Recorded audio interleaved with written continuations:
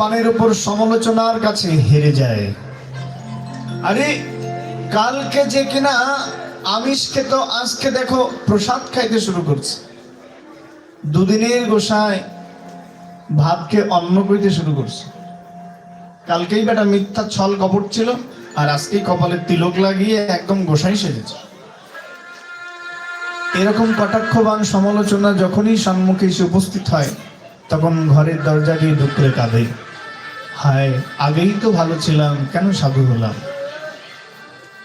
এইরকম কথা সহ্য করার থেকে তো এখান থেকে চলে যাওয়া উত্তম। তখন সে বিভ্রান্ত হয়ে যায়, কি করব কি করণীয়। বলে দেখো, বলছে এই সংসারের সমালোচক যদি না থাকে তাহলে তোমার পরিবর্তনও হবে না, সমালোচক থাকবে।